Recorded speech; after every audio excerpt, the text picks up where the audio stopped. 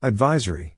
Some episodes of the 1836 podcast are not intended for all audiences, due to details that might be considered disturbing. Listener and viewer discretion is advised. On this episode of the 1836 podcast, the murder of Arkansas State Trooper Algin Sidney Pavatt. Algin Sidney Pavatt was born on July 1, 1925, in Buren County, Arkansas. He became a member of the 1943 Formosa High School Bulldogs, helping the team win the Class B championship in basketball. Growing up in a rural community, he was eager to explore life beyond his small town. After graduating high school on July 1, 1943, Pavatt registered for the World War II draft and joined the United States Marines. At no fault of his own, he was honorably discharged just a few months later, on October 21, 1943, due to a medical condition, hypertensive heart disease. After being discharged, he utilized the GI Bill and enrolled at the University of Arkansas in Fayetteville in the fall of 1944. However, after a brief time as a university student, he returned to Formosa, where he married Willadine Hogue from nearby Center Ridge, Arkansas. Despite returning home, Pavatt found the thought of being a lifetime farmer unappealing. Driven by a desire for a more fulfilling career, he applied for a position with the Arkansas State Police. Even though they were looking for applicants that was at least 24 years old, Pavatt was able to secure an invitation for an interview to be held on May 21, 1947 at 8:30 a.m. After arriving in Little Rock, he successfully completed the entrance exams. Pavatt was then interviewed by Commissioners Allen Patterson Sr. and C. Fred Coleman, who deemed him a strong candidate. Ultimately, he was selected along with 43 other applicants to join the fourth class in the history of the Arkansas State Police, known as the Class of 1947. After graduating from troop school, Pavatt was sworn in on his 22nd birthday of July 1, 1947. He received badge number 46 and was assigned to highway patrol duties in District 7, which was headquartered in Harrison. The day after his graduation, Pavatt became a father and welcomed a newborn son named Algin Sidney Pavatt Jr. The young family settled in north central Arkansas, enjoying the joys of their new life together. In September of 1948, Pavatt was assigned to investigate a series of burglaries and thefts in Marion County. It was during this investigation that a tragic incident would occur, forever altering the Pavatt family and marking a significant moment in Arkansas history. As Trooper Algin Sidney Pavatt investigated a series of burglaries, he was led to a cabin located in the Lee Mountain area, just north of Summit in Marion County, Arkansas. The cabin's owner, 60-year-old Zooey E. Crook, had recently acquired the cabin and its 20 acres by trading an automobile in August of 1947.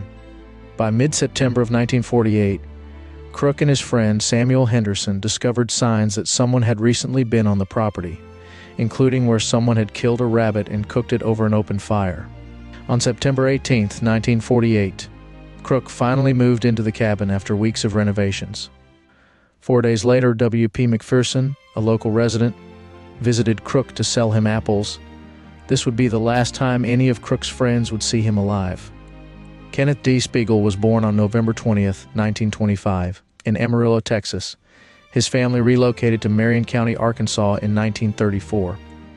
At the age of 18, on November 20, 1943, Spiegel enlisted in the United States Army, where he saw combat and received numerous honors, including the Bronze Star and the Good Conduct Medal. Spiegel was honorably discharged on February 3, 1946. However, after returning to civilian life, Spiegel encountered a series of legal troubles, ranging from minor offenses to car theft across several states, including Oklahoma and California. In the spring of 1948, he re-enlisted in the Army, but on September 3, 1948, he abandoned his post and chose to go AWOL. During this time, Spiegel returned to Yellville, Arkansas, where he began roaming the woods, stealing food, clothing, firearms, and other items from local homes. He discovered a cellar near Crook's cabin and turned into a hideout. Concerned about being discovered, he started digging a new hiding spot nearby. According to Stephen A. Coppinger's book, AWOL at Crook's cabin, Spiegel encountered Crook while the older man was fetching water from a spring. Without a word exchanged, Spiegel shot and killed Crook with a stolen rifle. He then stole Crook's pocket watch, eyeglasses and wallet before dragging the body to a shallow grave. Meanwhile, during his investigation, Trooper Pavatt, along with 4 other local men, William Pope, Walter Rutherford, Kenneth Arno, and Bud Hampton, decided to visit Crooks' cabin, given its proximity to the thefts and reports of a young man matching Spiegel's description in the area. They parked near Highway 14 and approached the cabin cautiously.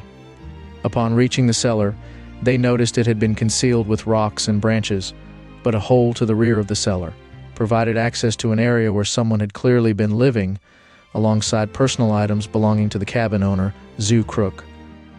When Pavatt and the men moved closer to check the cabin, they spotted a suspicious young man standing near the cabin fitting the description of Spiegel.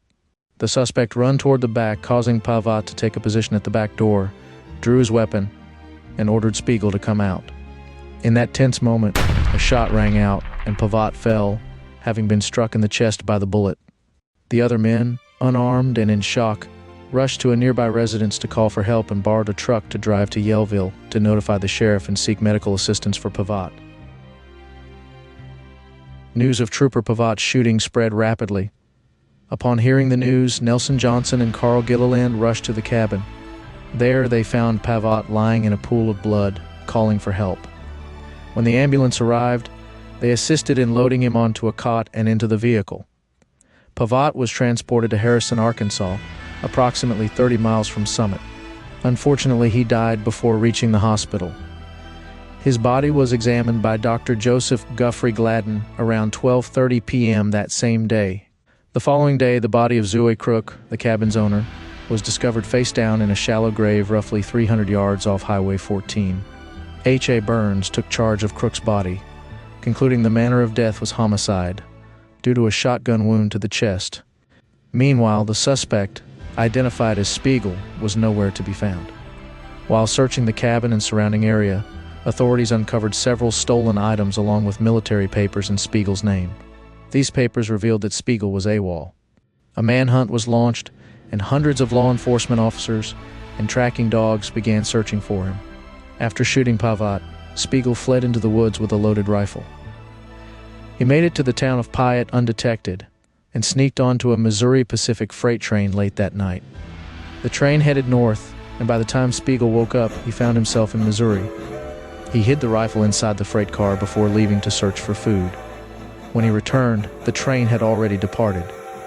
On Monday, September 27, 1948, 2 arrest warrants were issued for Spiegel for the murders of Zoe Crook and Trooper Algin Pavatt.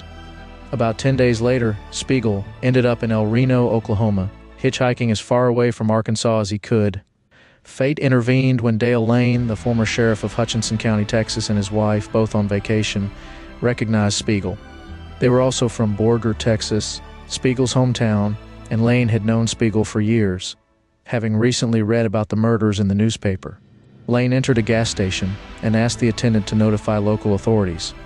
In the meantime, Spiegel hitched a ride with the dump truck driver, and Lane followed in his personal car. Local police stopped the dump truck about 6 miles east of El Reno. Upon confrontation, Spiegel freely admitted his identity and acknowledged that he was wanted. He also recognized Lane and engaged him in a casual conversation. Spiegel was found with 2 loaded pistols and a pocket full of ammunition, but willingly agreed to be transported back to Arkansas to face the charges. Upon his return to Arkansas, Spiegel claimed to have little memory of the events that transpired, often responding with "I don't know" or "I don't remember" to questions. As a result, he was ordered to undergo a mental evaluation, which determined he was mentally competent to stand trial. During his 5-month stay at the Arkansas State Hospital, Spiegel experienced a change of heart on Wednesday night, May 11th, after listening to a radio broadcast of a Texas minister that preached about truthfulness. He credited this sermon and others by Little Rock evangelist Reverend Russell McNamara for helping him regain his memory. And on the night of Friday, May 13th, 1949, at around 9:45 p.m., Spiegel voluntarily confessed. 2 weeks later, on Friday, May 27, 1949, Spiegel appeared before Judge Frazier in the Marion County Courthouse for a preliminary hearing. During the hearing, Judge Frazier appointed Arthur N. Wood of Yellville and Samuel Woody Murray of Harrison to represent Spiegel. Additionally, the judge set the trial date for June 20, 1949, for the murder of Zoe Crook, with the trial for the murder of Trooper Pavatt to follow immediately. On June 20, 1949, the Circuit Court of Marion County convened to begin Spiegel's murder trial. Before proceedings began, he was officially arraigned on the charge of murder, filed in September 1948 by the 14th Judicial District Prosecutor, R.E. Rush. Although he had been found mentally competent, his attorneys, Arthur Wood, Samuel Murray, and newly retained Elmer Owens, entered a plea of not guilty by reason of insanity. During his trial, Spiegel appeared in his Army uniform, adorned with a Bronze Star and a combat infantryman's badge.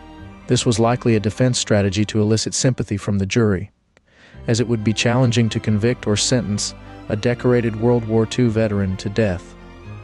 Despite this, Spiegel remained calm throughout the proceedings, with both his biological parents and his stepmother attending part of the trial. Spiegel's defense presented him as a battle-shocked veteran suffering from PTSD that was reliving the war during his time as an AWOL soldier in North Arkansas. Details of Spiegel's service was shared, including his role in repelling 3 Japanese attacks during the Battle of Luzon in 1945. It was argued that these experiences caused recurring mental lapses, which contributed to the killings. The state, represented by prosecutor Eugene Moore, sought the death penalty and argued that Spiegel killed Zoo Crook before shooting Trooper Pavatt. After hearing testimony from 24 prosecution witnesses, including A.J. Burns of Burns Funeral Home, the jury deliberated for 7 hours before returning with a verdict at 10:15 p.m.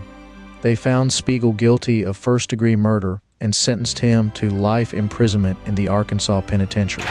Spiegel's first trial, contrary to earlier remarks by Judge Frazier, was for the murder of Trooper Pavatt. The case was stronger due to eyewitness accounts of the shooting, whereas Crooks' murder lacked direct witnesses.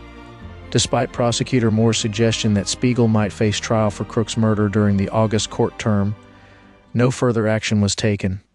It was speculated that a second jury might also be hesitant to impose the death penalty, especially given the widespread opposition to capital punishment in the region. 3 months after Spiegel's conviction, on September 25, 1949, exactly 1 year after Trooper Pavatt's death, a crowd of 250 people gathered at Arkansas State Police Headquarters in Little Rock to dedicate the Pavatt Building, the department's new police training facility.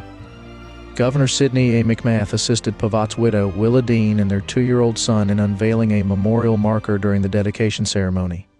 On December 21, 1967, Governor Winthrop Rockefeller commuted Spiegel's sentence, making him eligible for parole. Spiegel was released on April 20, 1968. After his release, Spiegel returned to Texas, where he got married and lived as an Arkansas parolee for 13 years, before being discharged from parole on December 22, 1981. Spiegel passed away on December 30, 1993, in Stinnett, Texas. He was buried at Sunset Memorial Cemetery. Whether Kenneth Spiegel's actions were driven by PTSD from his experiences in World War II or sheer malice, we may never truly know. What remains certain is that his actions led to the tragic deaths of 2 innocent men. Trooper Algin Sidney Pavatt was the very first Arkansas State Trooper to be killed in the line of duty. He was laid to rest on September 27, 1948, at the Holbrook Cemetery in Center Ridge, Arkansas.